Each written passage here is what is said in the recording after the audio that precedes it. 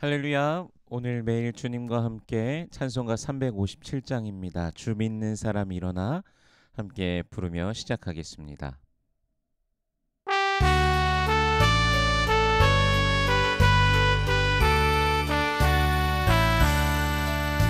주 믿는 사람 일어나 다 힘을 합하여 이 세상 모든 마귀를 다쳐서 멸하세.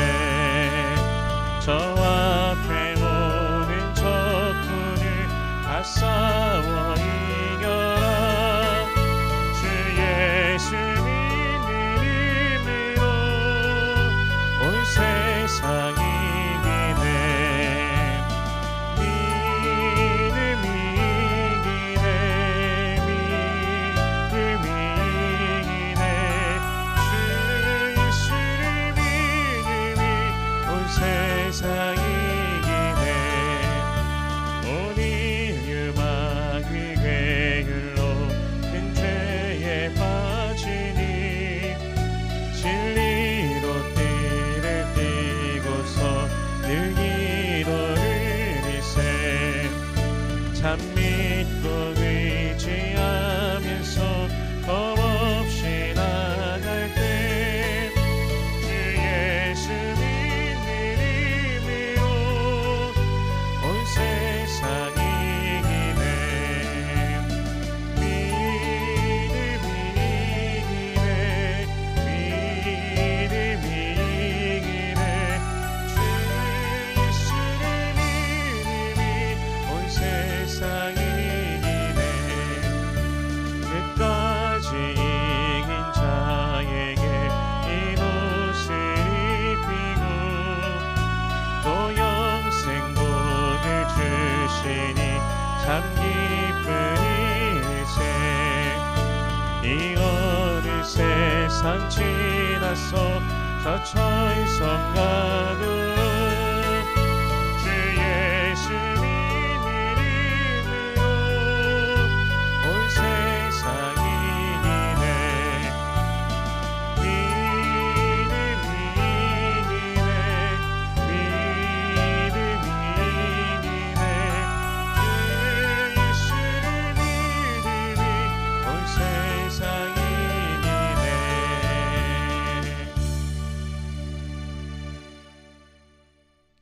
아멘.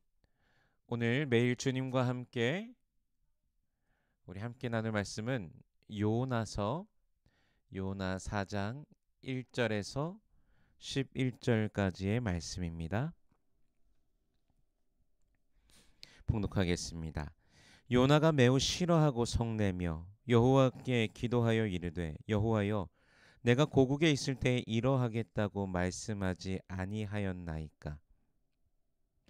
그러므로 내가 빨리 다시스로 도망하였사오니 주께서는 은혜로우시며 자비로우시며 노하기를 더디하시며 인애가 크시사 뜻을 돌이켜 재앙을 내리지 아니하시는 하나님이신 줄을 내가 알았음이니이다. 여호와여 원하건대 이제 내 생명을 거두어 가소서. 사는 것보다 죽는 것이 내게 나음이니이다 하니 여호와께서 이르시되 내가 성내는 것이 옳으냐 하시니라.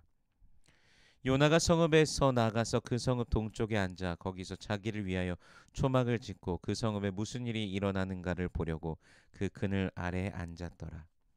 하나님 여호와께서 박넝쿨을 예비하사 요나를 가리게 하셨으니 이는 그의 머리를 위하여 그늘이 지게 하며 그의 괴로움을 면하게 하려 하심이었더라. 요나가 박넝쿨로 말미암아 크게 기뻐하였더니 하나님이 벌레를 예비하사 이튿날 새벽에 그 박넝쿨을 갉아먹게 하심에 시드니라. 해가 뜰 때에 하나님이 뜨거운 동풍을 예비하셨고 해는 요나의 머리에 쪼임에 요나가 혼미하여 스스로 죽기를 구하여 이르되 사는 것보다 죽는 것이 내게 나으니이다 하니라. 하나님이 요나에게 이르시되 내가 이 박넝쿨로 말미암아 성내는 것이 어찌 옳으냐 하시니 그가 대답하되 내가 성내어 죽기까지 할지라도 옳으니이다 하니라. 여호와께서 이르시되 내가 수고도 아니하였고 재배도 아니하였고 하룻밤에 났다가 하룻밤에 말라버린 이 박넝쿨을 아꼈거든. 하물며 이 큰 성읍 니느웨에는 좌우로 분변하지 못하는 자가 12만여 명이요 가축도 많이 있나니 내가 어찌 아끼지 아니하겠느냐 하시니라. 아멘. 잠시 기도하겠습니다. 살아계신 하나님, 은혜를 감사합니다. 우리 주 예수 그리스도의 놀라우신 은혜와 사랑이 우리에게 있음에 주님 감사합니다. 그 피로 우리의 죄를 씻으시고 우리를 구원하신 그 놀라우신 그 사랑을 날마다 기억하며 감사하며 주께 가까이 나아가는 모든 주의 백성들 되게 하여 주시옵소서. 사랑하는 주의 백성들의 매일매일의 삶 가운데 우리 주님께서 그 인애와 자비로서 함께 하심을 누리며 만나는 매일의 삶이 되게 하여 주시옵소서. 기도의 제목들이 있습니다. 마음의 소원들이 있습니다. 우리 하나님 이미 알고 계시오니 간절히 부르짖는 모든 백성들에게 주님 응답하여 주시옵소서. 먼저 하나님의 나라와 의를 구할 때 이 모든 것을 더하시는 아버지의 놀라우심을 경험케 하여 주시옵소서. 이 시간 말씀을 대합니다.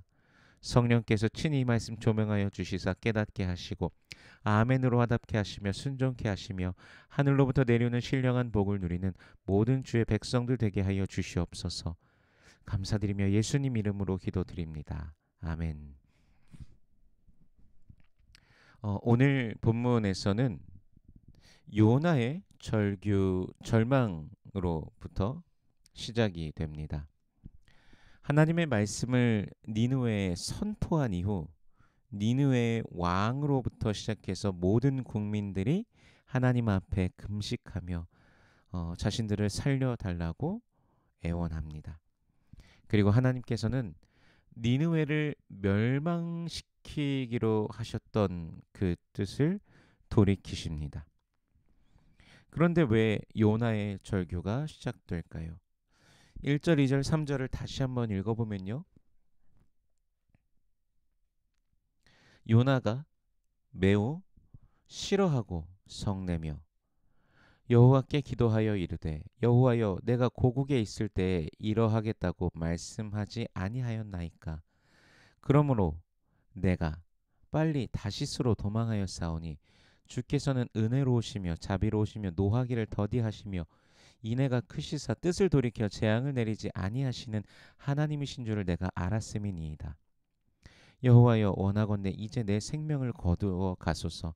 사는 것보다 죽는 것이 내게 나음이니이다 하니. 모순적이게도 잠시 이스라엘을 생각해 보면요. 이스라엘 백성들은 선지자가 선포하는 하나님의 말씀을 듣고도 사실 별로 반응하지 않았습니다. 오히려 선지자를 향하여서 조롱하고요.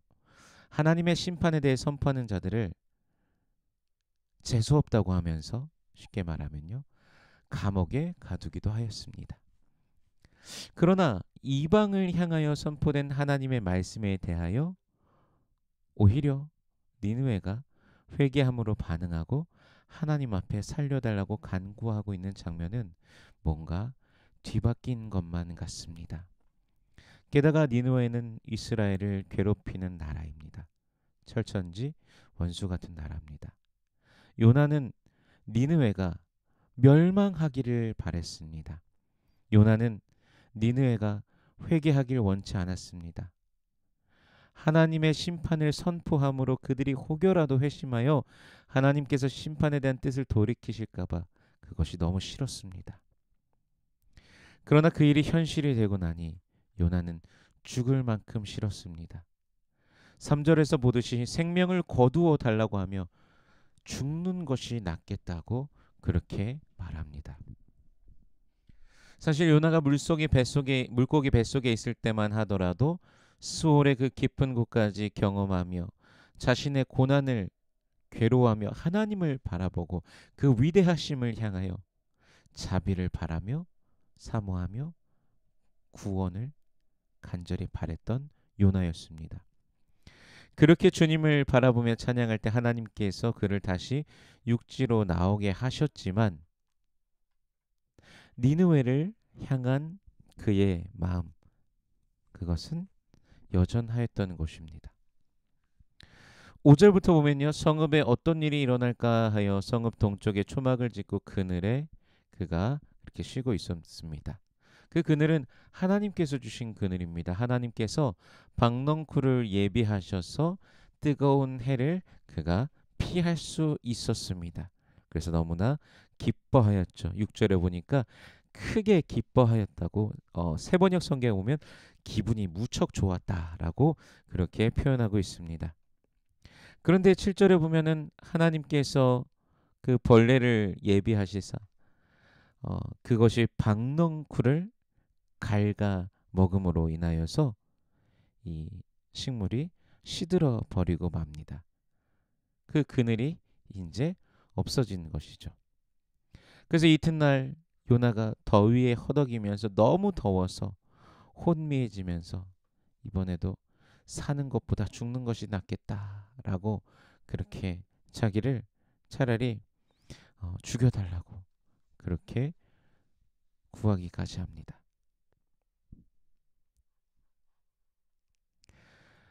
계속해서 그렇게 요나의 투덜대는 모습을 우리가 오늘 사장 본문에서 이미 2번이나 보고 있습니다.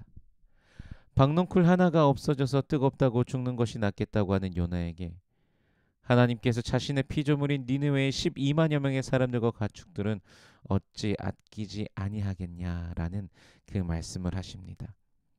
하나님께서 주신 그 박넝쿨 하나를 그렇게 아끼면서 그게 없어지니까 차라리 죽여달라고까지 하던 그 요나에게 하나님께서 자신의 그 피조물, 그 니느웨 사람들과 그 가축들 어찌 아끼지 아니하겠냐라고 말씀하시면서 요나서는 마무리가 됩니다.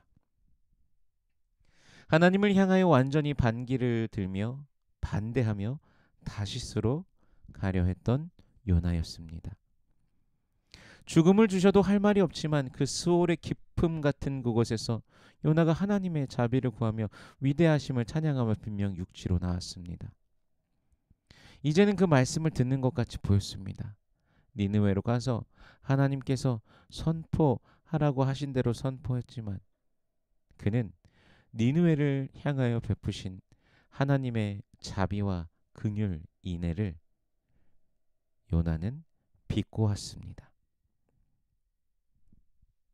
물고기 뱃속에서 나온 지 얼마나 되었다고 또다시 하나님을 향해 반기를 든 것이죠. 4절에 보면 여호와께서 이르시되 내가 성내는 것이 옳으냐라고 말씀하시기도 합니다.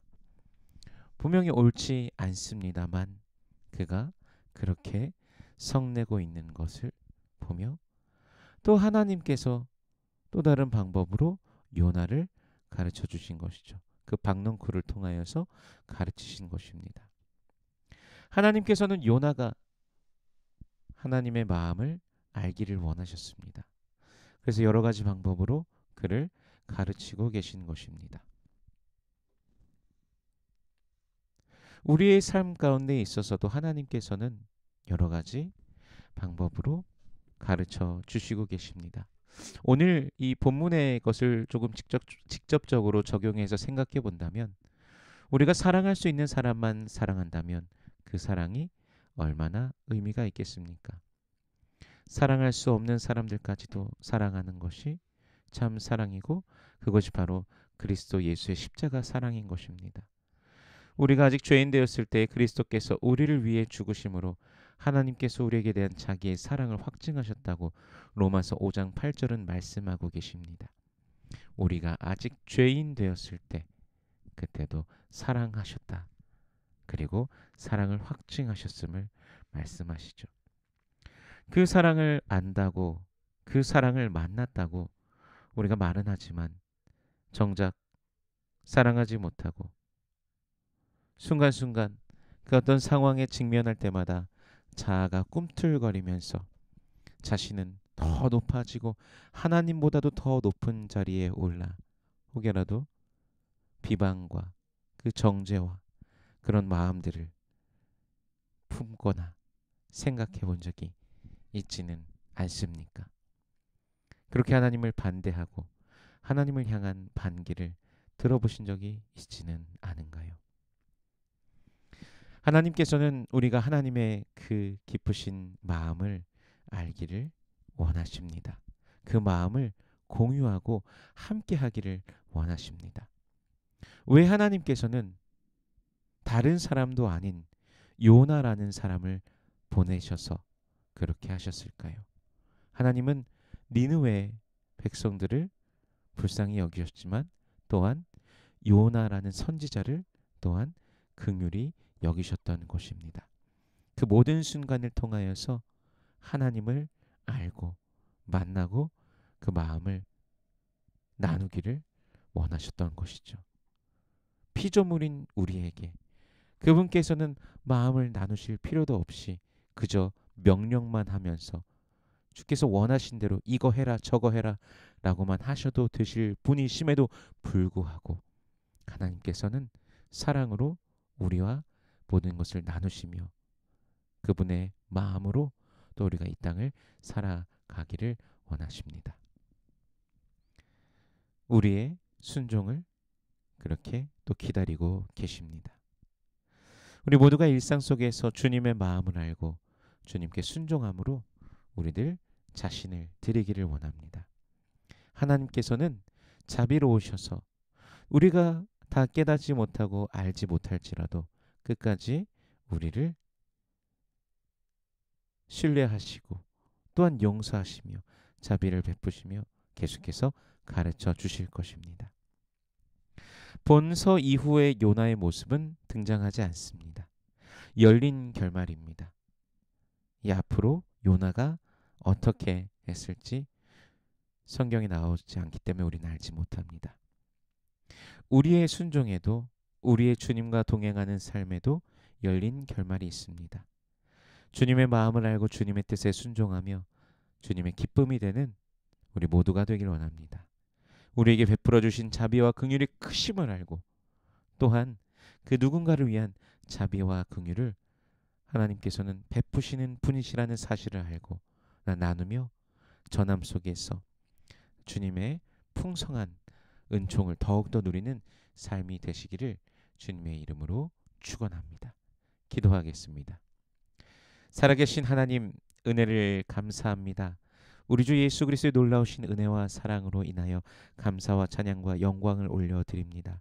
주님의 뜻을 알지 못하고 헤매이며 방황하는 우리들의 모습이 있습니다. 때로는 주님의 뜻이 아님에도 불구하고 우리들 자신의 내 뜻이 하나님의 뜻보다도 더 위에 있어서 그 길이 옳다라고 여기면서 주장할 때도 있지는 않은가. 주님, 우리들 자신을 돌아보게 됩니다.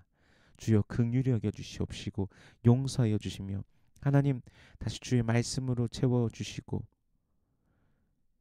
십자가에서 죽기까지 복종하신 그리스도 예수의 그 마음을 알고 닮아 우리 하나님 앞에 또한 순종하며 매일을 걸어가는 우리 되게 하여 주시옵소서. 당신의 사랑하는 백성들의 삶을 주께서 축복하여 주시사 매일 구원의 감격과 기쁨 속에 걸어가게 하여 주옵시고 인생의 그 항해 가운데서 늘 비춰주시는 그 빛으로 말미암아 우리가 또한 담대하게 나아가게 하여 주시옵소서. 육신의 연약한 자들을 주께서 치료하여 주시옵소서. 우리 하나님께서 여호와 라파의 그 능력으로 임하여 주심을 만나는 주의 백성들 되게 하여 주시옵소서. 주님 감사합니다. 여호와는 내게 복을 주시고 너를 지키시길 원하며 여호와는 그 얼굴을 내게 비추사 은혜 베푸시길 원하며 여호와는 그 얼굴을 내게로 향하여 드사 평강 주시길 원하노라 말씀하셨으니 언약하신 대로 오늘도 임하여 주시옵소서. 감사드리며 예수님 이름으로 기도드립니다. 아멘.